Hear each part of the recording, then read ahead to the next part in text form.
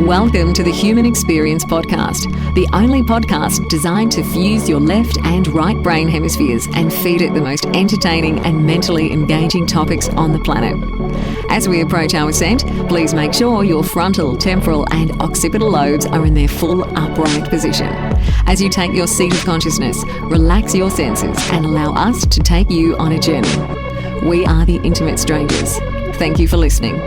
What's up, guys? Just a couple information bombs and then we'll roll this episode. So we pretty much hit the phone number lottery and the show now has a call-in number. We are eventually going to move into a live format where we can take your calls live, but until we make that transition, how about you guys leave us a voicemail? All you have to do is grab your phone and dial 586-89-HUMAN. That's right.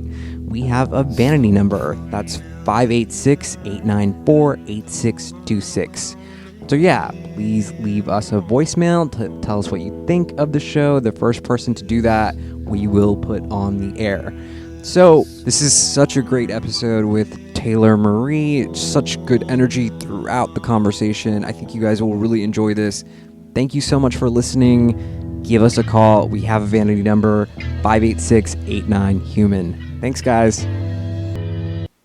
The Human Experience is docking with the International Space Station, and we have Taylor Marie with us. Taylor, welcome to HXP. It's a pleasure. Thank you. It's great to be here. Taylor, I really dig your rawness and your ability to be honest. It's the reason we booked you for the show. Why do you think people are so drawn to what you have to say? Oh, thank you. Well, I think people are drawn to my videos because there's definitely a lack of honesty and genuineness in the world. And when they finally do hear some real honest truth, it resonates with them.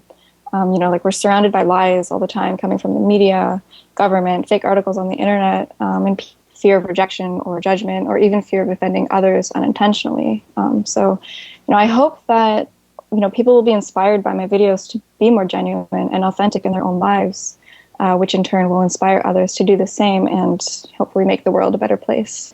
Cool. I really like that. So let's paint a picture for our audience. I mean, your life seems highly interesting, from your travels around the world, but especially your decision to move away from your acting career. How did that happen? In August of 2011, when I was still involved with acting, I actually listened to one of Joe Rogan's podcasts where Aubrey Marcus was talking about his experiences with ayahuasca in Ecuador. Now, I've always been fascinated by psychedelics. I experimented with them in high school. So naturally, I was immediately interested. And then when I learned that ayahuasca is, this sacred hallucinogen that not only puts the person into this amazing trip, but actually helps people heal from different physical and mental ailments, I knew right away that I needed to go to Ecuador to try it for myself. Some of the reasons for wanting to go drink ayahuasca were to heal from, some past traumas that I had as a kid, family problems. I had depression, anxiety, really low self-esteem and confidence issues. And I also just genuinely wanted to explore the medicine and to see what it was all about. I kind of saw it both as a chance to heal and grow spiritually, and also to have this really amazing adventure and story to tell. Just a couple months after listening to that podcast, I was actually offered a free trip to Ecuador with my roommate at the time and one of her friends. And it was crazy because I had never told anybody about my desire to go to Ecuador. So I definitely took it as a sign that I was meant to go and find the medicine there. So I brought the idea up with my roommate. She loved it. She convinced her friend that we should all go, and we did. During my first ceremony, I was given this whole new perspective on life. I was shown endless beauty in all things and people, including myself. I felt unconditional love for all things, and then that was reflected back onto me. I started a completely new relationship with trees and nature in general, and I learned that, all living things are spiritual, that's all consciousness, and every single living thing matters and actually has a purpose. I felt unbelievably grateful during this experience, for the experience itself, for being alive, for the life that I've lived and will continue to live, and just for everything, really. And yeah, I mean, these experiences, these lessons from the ceremony and these new perspectives, they stayed with me after the ceremony. And just a couple weeks after coming home from the jungle, I was sitting alone in my apartment, and I just suddenly had this huge epiphany, which at the time felt a bit crazy to me. And since nobody was home to talk to about it, I just decided that I would turn my webcam on and record it, and then replay it just to see if I actually was going crazy or not. So like what I actually realized in that moment was that I wasn't meant to go into acting. I mean, not at the time anyway, which, you know, acting was something I had been working on for years, and it was a big dream of mine. But I definitely felt at that moment that I was meant to do bigger things, and I felt that I just needed to go back to the jungle to learn more about plant medicines, to apprentice with a shaman, and eventually just teach people about the medicine and, you know, guide them to the amazing healing and experiences. And yeah, just a few weeks after that, after I posted the video to YouTube, I made plans to go back to the jungle, to Peru this time, for a whole month to work with the medicine. And that happened in May 2012. Wow, that's a really powerful story. Really interesting. Why do you think you've become kind of the ayahuasca chick? Why do I think I've become the ayahuasca chick? I don't really know why I've become the ayahuasca chick, you know, because there's a lot of people who post their experiences online, and definitely other people who have way more experience and knowledge than I do. But you know, I think people gravitate towards my videos because I do speak straight from the heart, and people resonate with that. Right on. How do you think you've garnered such a large following? Kind of the same question repeated. Well, like I said, I think it's because I'm genuine. I speak from my heart, and I feel that people can relate to me and to my experiences. It's probably also something to do with me being this young white Western girl from Canada who, you know, just decided to one day up and leave to go out into the jungle seeking this mystical jungle potion from an old wise shaman, you know?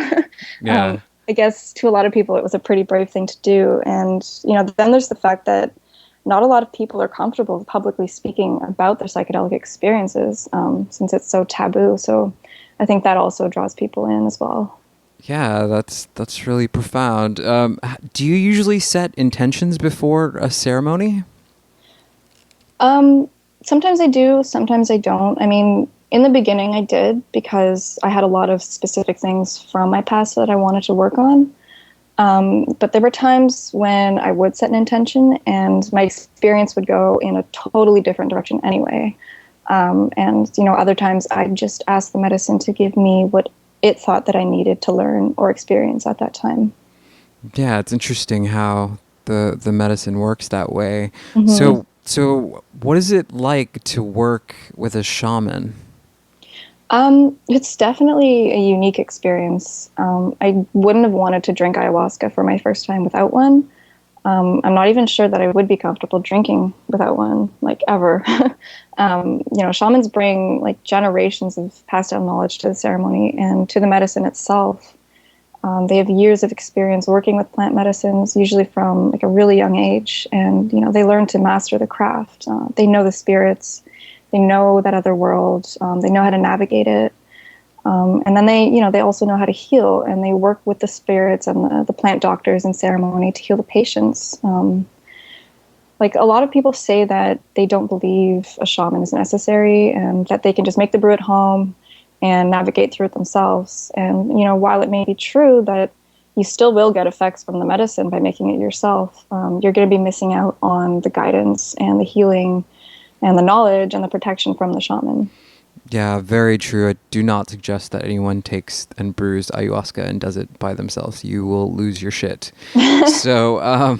So I think in one of your videos you were in the jungle recording. So I really just want to know what it feels like. If you could describe what it feels like to be in the middle of a jungle on a hallucinogen. Well, it's definitely a very surreal feeling, especially the first few times doing it.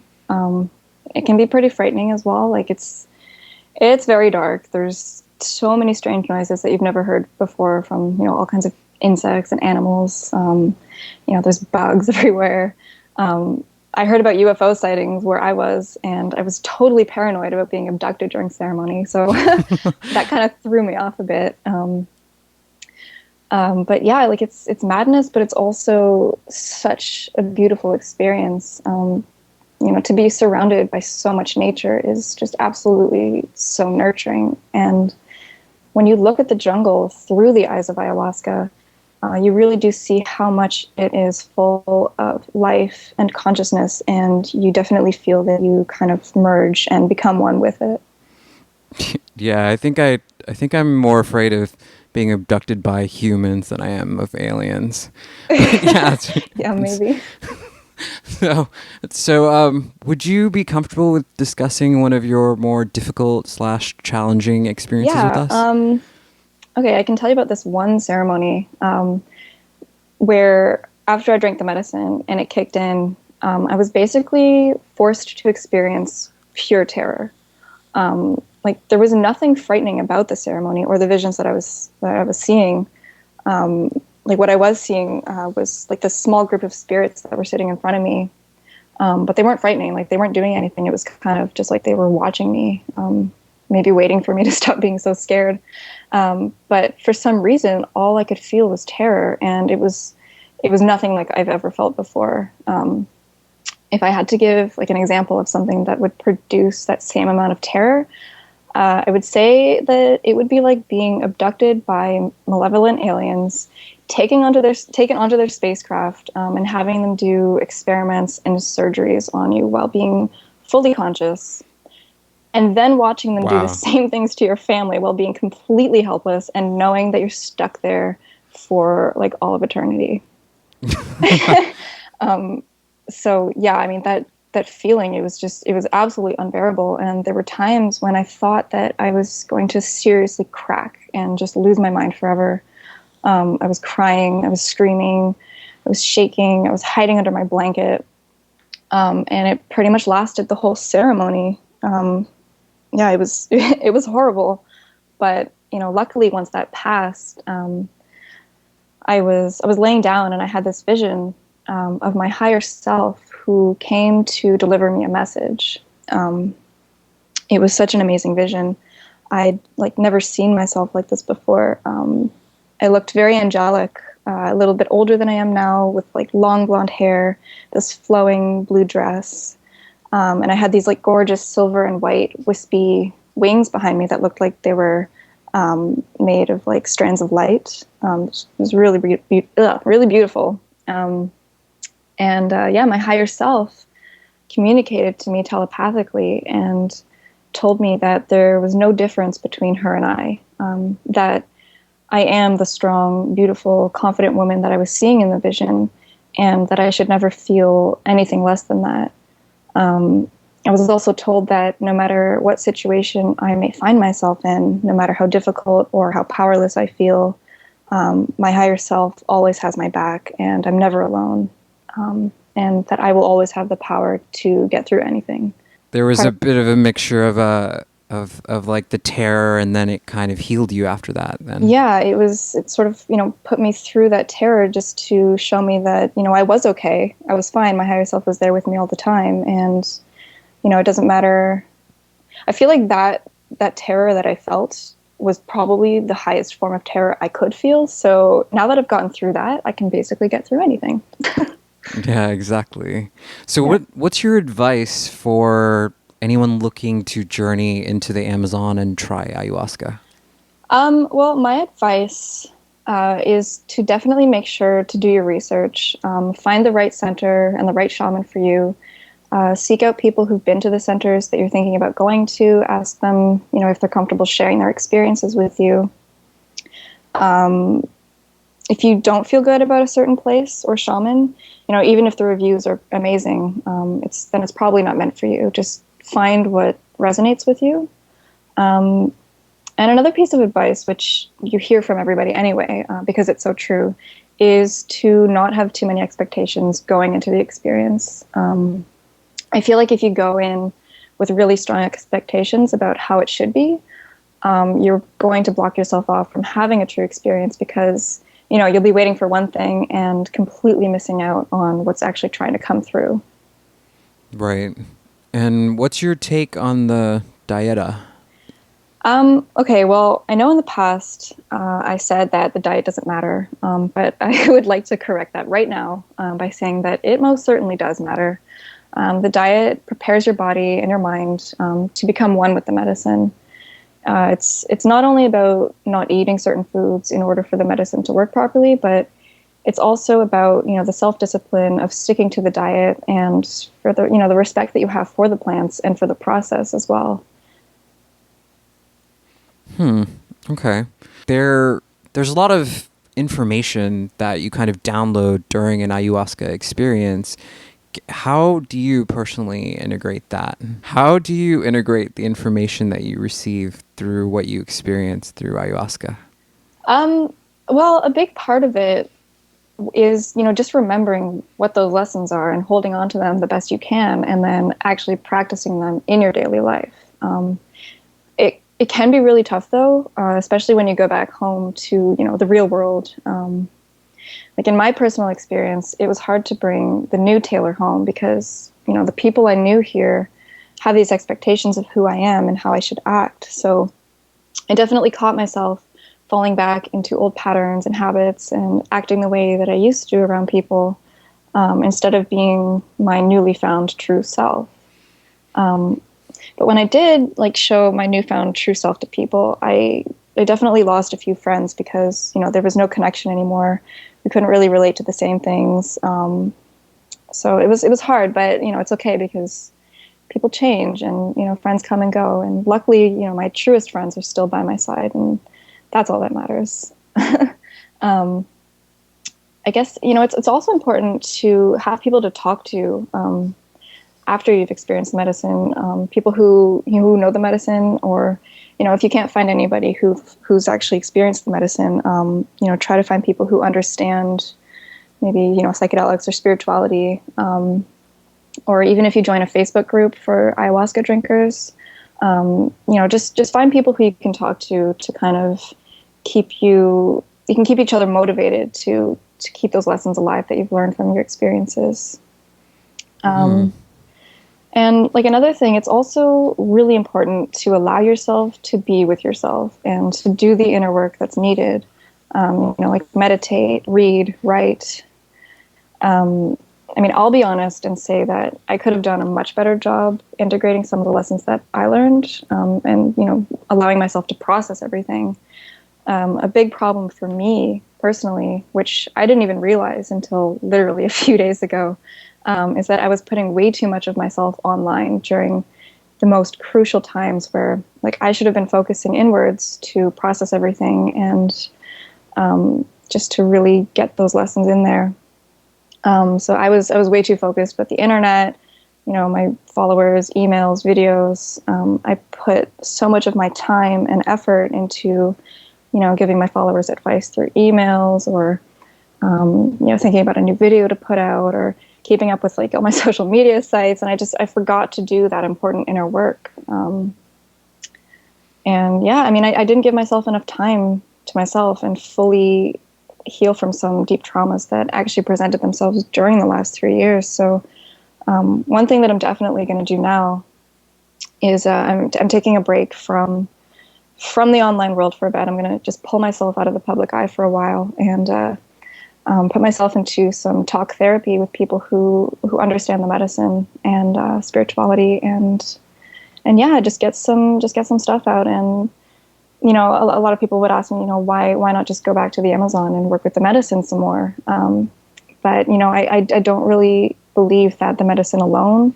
is enough to deal with some issues.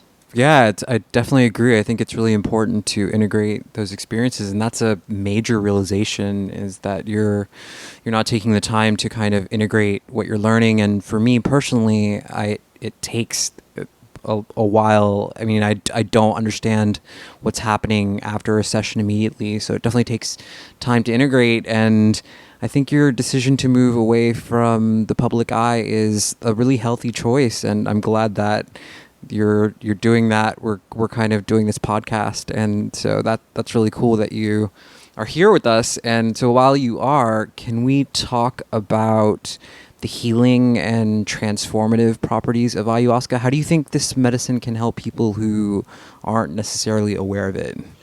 Yeah. Okay. Well, obviously, like the medicine's not going to help anybody unless unless they're aware of it. So the first step is to bring the awareness of the medicine to the masses, and then I think the next thing is really getting it legalized and used by psychotherapists.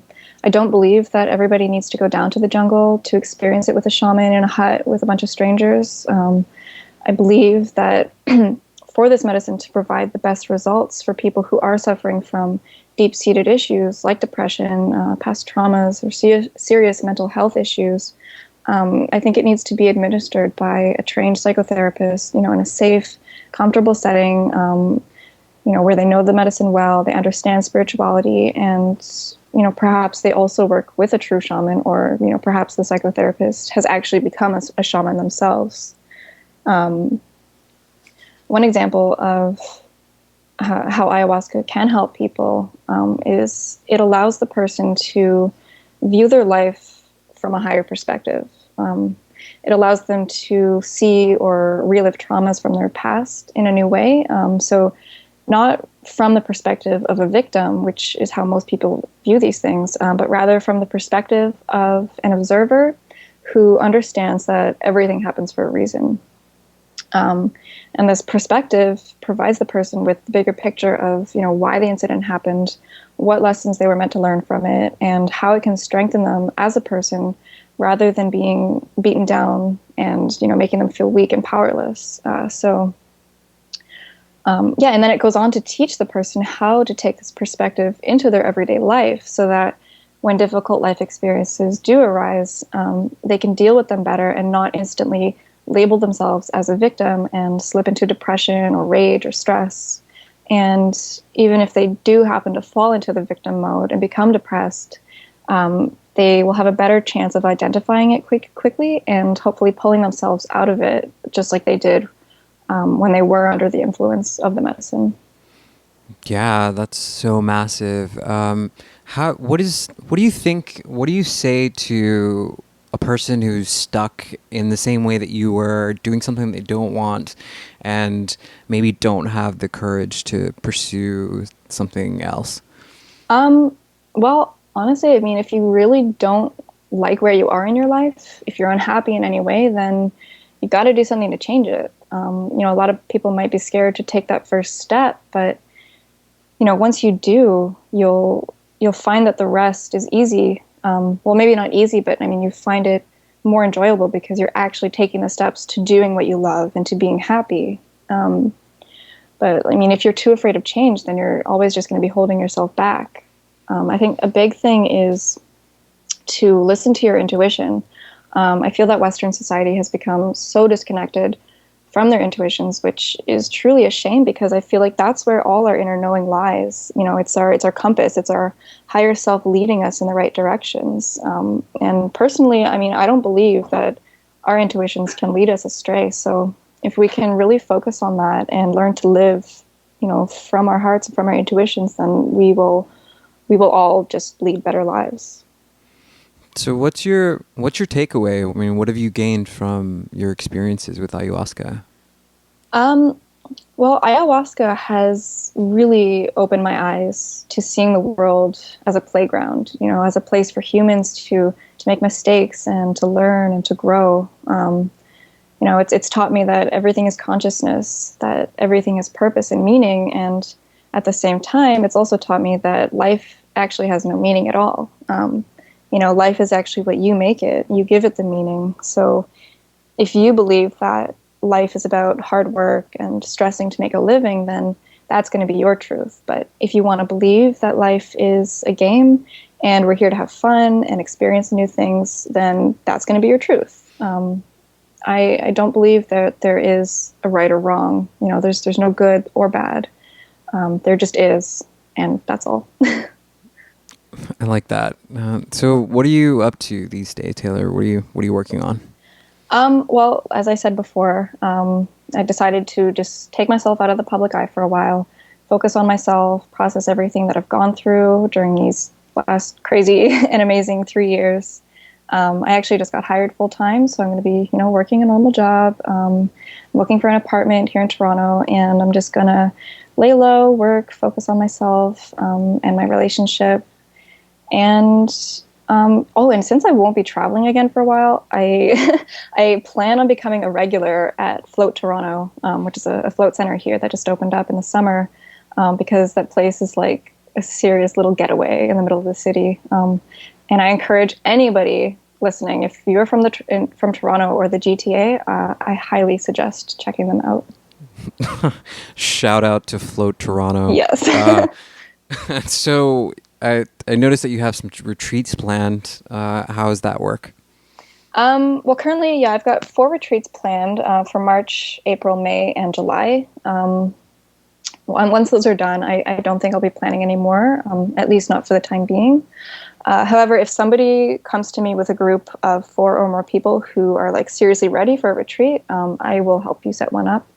And if anybody is interested in doing that, you can just head to my website for more information, and that is taylormarie.org. Okay. Well, Taylor, I know that you seem to be cruising and you're taking your tolerance break away from the internet, and I think that's a great decision, and I'm so happy that you could kind of make that statement here on The Human Experience. How can people find your work? Okay, well, there's obviously my YouTube channel. I did recently make most of my videos private. I kept 3 of them up, 3 of my most popular ones. I'll eventually make them all public again one day, but just for this break, I'm going to keep them down. But anybody can find and subscribe to my channel, which is youtube.com/bombshellspacefriend. And I'm also on Facebook. I have a Facebook page, which again I won't be using for a while, but you can still like it and wait for me to come back. And that is facebook.com/TaylorMarieAya. I'm also going to be back on Twitter at some point, which is at TaylorMarieAya. And I use Instagram, which is still up. I've made it private though, so you have to be approved to see my pictures. I'll approve you though; it'll be okay. But that is also Taylor Marie Aya. Cool. Well, Taylor, I don't want to keep you here for too long. I know that you're about to turn your computer off for a long time. So, thank you so much for being here, and it was really informative. We will be back next week, guys. And this is The Human Experience. I'm Xavier, and we're signing out.